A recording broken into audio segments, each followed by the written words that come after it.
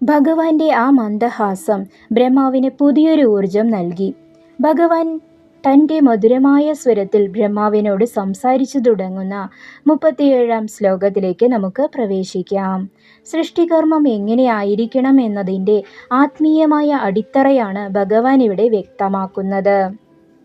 37-ാം ശ്ലോകം ഭഗവാന്റെ ഉപദേശം. സൃഷ്ടി നടത്തുമ്പോൾ ബ്രഹ്മാവ് പുലർത്തേണ്ട മനോഭാവത്തെക്കുറിച്ചാണ് ഭഗവാൻ ഇവിടെ അരുളി ചെയ്യുന്നത്. നമുക്ക് ശ്ലോകത്തിലേക്ക് കടക്കാം. ശ്രീ ഭഗവാനുവാച ബ്രഹ്മൻ യദസ്വസൃഷ്ട്യർത്ഥം മദാജ്ഞാമനുപാലയ മദ്ഭക്ത്യാ മഹാഭാഗ ജ്ഞാനം ലപ്സ്യസി തത്പരം. പദാനുപദ അർത്ഥം: ബ്രഹ്മൻ, ഹേ ബ്രഹ്മാവേ, യദസ്വ പ്രയത്നിച്ചാലും പരിശ്രമിക്കൂ, സൃഷ്ട്യർത്ഥം സൃഷ്ടിക്കു വേണ്ടി, മദാജ്ഞാം എൻ്റെ ആജ്ഞയെ, അനുപാലയ പാലിച്ചാലും അനുസരിക്കൂ, മദ്ഭക്ത്യ എന്നോടുള്ള ഭക്തിയാൽ, മഹാഭാഗ ഭാഗ്യവാനായവനെ, മഹത്തായ ഭാഗ്യമുള്ളവനെ, ജ്ഞാനം അറിവിനെ, ലപ്സ്യസി നീ നേടും, നിനക്ക് ലഭിക്കും, തത്പരമ ആ പരമമായ ഉത്കൃഷ്ടമായ. ഈ ശ്ലോകത്തിൻ്റെ സാരം: ശ്രീ ഭഗവാൻ പറഞ്ഞു, ഹേ ബ്രഹ്മാവേ, എൻ്റെ ആജ്ഞ അനുസരിച്ച് നീ സൃഷ്ടികർമ്മത്തിനായി പ്രയത്നിച്ചാലും, ഹേ ഭാഗ്യവാനായവനെ, എന്നോടുള്ള ഭക്തിയിലൂടെ നിനക്ക് ആ പരമമായ ജ്ഞാനം ലഭിക്കും. അതുവഴി സൃഷ്ടി സുഗമമാകും. ഗഹനമായ വിശദീകരണവും തത്വചിന്തയും. ഈ ശ്ലോകം കർമ്മവും ഭക്തിയും ജ്ഞാനവും തമ്മിലുള്ള ബന്ധത്തെ വിവരിക്കുന്നു. യദസ്വ എഫേർട്ട്.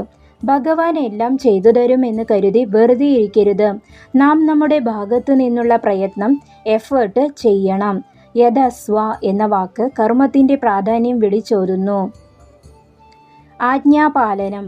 നമ്മുടെ കർമ്മം നമ്മുടെ സ്വാർത്ഥതയ്ക്ക് വേണ്ടിയാകരുത്, മറിച്ച് ഈശ്വര ഹിതത്തിന്, ഡിവൈൻ വില്ലിന് അനുസരിച്ചായിരിക്കണം.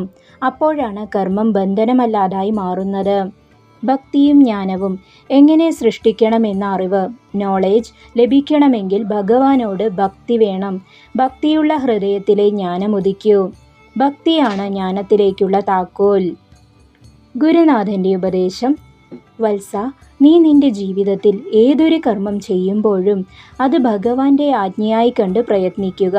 എനിക്കിത് അറിയില്ലല്ലോ എന്ന് കരുതി ഭയപ്പെടേണ്ട. നീ ഭക്തിയോടെ തുടങ്ങുക. നിനക്കാവശ്യമുള്ള ജ്ഞാനം ഭഗവാൻ നിന്റെ ഉള്ളിൽ നിന്നു തന്നെ നൽകും. ഭാഗ്യവാനായ ബ്രഹ്മാവിനോട് പറഞ്ഞ ഈ വാക്കുകൾ നിനക്കും ബാധകമാണ്. ഭഗവാൻ ബ്രഹ്മാവിന് സൃഷ്ടിക്കുള്ള അനുവാദം നൽകി. ഇനി 38-ാം ശ്ലോകത്തിൽ ബ്രഹ്മാവിനോടൊപ്പം മറ്റാരെയാണ് ഭഗവാൻ സൃഷ്ടിക്ക് സഹായിയായി നിശ്ചയിച്ചത് എന്നും ഭഗവാന്റെ അടുത്ത നീക്കം എന്താണെന്നും നമുക്ക് നോക്കാം. പരമാത്മാവായ കൃഷ്ണൻ്റെ ലീലകളും പ്രപഞ്ച സൃഷ്ടിയുടെ രഹസ്യങ്ങളും ഈ പുരാണത്തിലൂടെ നമുക്ക് വരും ദിവസങ്ങളിൽ കൂടുതൽ അറിയാം.